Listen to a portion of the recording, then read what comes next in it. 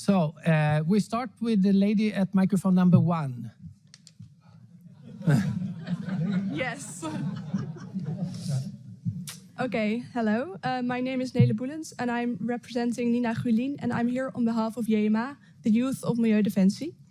You may have already seen or spoken to us outside because we are here because we are concerned about Ahold Delhaize's impact on the climate crisis, especially about the 15% goal in Scope 3, which makes up 95% of the emissions, of the total emissions.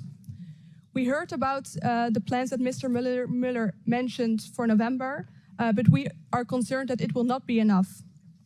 This is important because the climate crisis poses major risks, not only for our planet, but also for the entire value chain that Ahold Delhaize depends on. And how dependent we are on our value chain was made clear by the Ukraine war and COVID pandemic.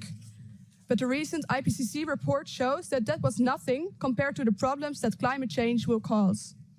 However, it not only poses major risks, but also could be a great opportunity to become the front runner and maintain a competitive edge. We, as fellow shareholders, are convinced that climate and sustainability should therefore be the #1 theme on the agenda here today and of Ahold Delhaize's agenda in general. We therefore have 3 questions to ask of you. Firstly, will you emit 45% less CO2 in 2030 for most those in Scope 3, which makes up 95% of all of your emissions? In other words, are you going to commit to the Paris Agreement?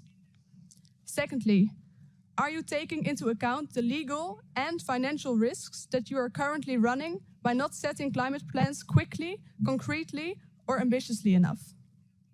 And thirdly, can you justify it to yourself, your children and grandchildren, your young employees and your local customers if you will not do everything in your power to minimize your emissions and give the Earth and your organization a fair future? Thank you for your time. Thank you, Peter, and Mrs. Boelens, thank you very much for the question. First of all, this is a question which is also for us as Ahold Delhaize very important, that we do the right thing to take care of climate and our planet, like I already mentioned in my introduction. So we have a lot of sympathy for the things you mentioned. And like you said before, we also feel that we take responsibility for the next generations. I mentioned in my introduction that when we talk about Scope 1 and 2, those commitments in our own operations, that we will reduce them by 50% in 2030, and that we will be net zero by 2040. And that all with the baseline of 2018 as a starting number. This year, we already brought down this by 31%, so we are online with our target. But you were mainly referring to Scope 3, which is the total supply chain from the farmer to your or my kitchen. That is the total supply chain, where we only have a relatively small part in our own operations. But as I said before, we also feel that we have to bring a contribution there. And that's why we contacted a lot of partners in the supply chain. We contacted a lot of suppliers of goods, transportation companies, but we also have various programs with the agriculture sector to bring those numbers of CO2 down.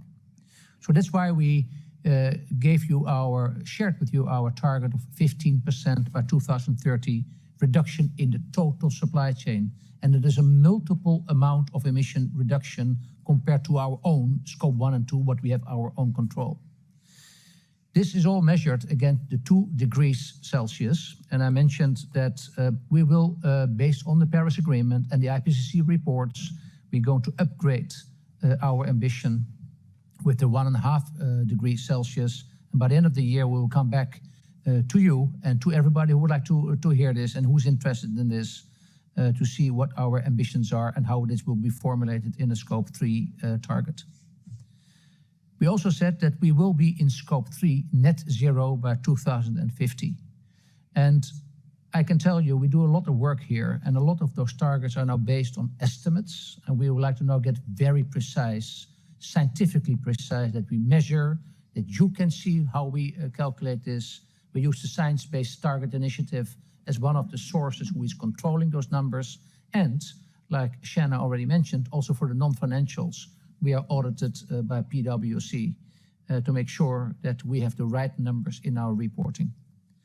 Natalie already mentioned TCFD. That is for most of you potentially a strange name, but TCFD is the reporting in our annual report where we see what climate is doing to our operations. And that means also that we get even more concerned and conscious about what climate is delivering as a damage, and that we can immediately in the TCFD also explain this in financial risks as well. So in short, on scope 3, we are committed to come back to the right numbers, 1.5 degrees, by the end of the year.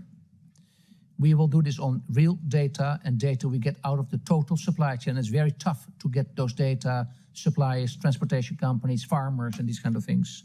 The majority of the CO2 emissions in our food chain are up in the supply chain, close to the agricultural and farmer section, and we work very hard on that. And you might have heard and might have seen in our reports from Albert Heijn when we talk about the Dutch market, that for example in the dairy sector, we work with 400 farmers to serve our total dairy assortment of private label, where we work with farmers to be sustainable, bring down the CO2 emissions, methane, and all these kind of things.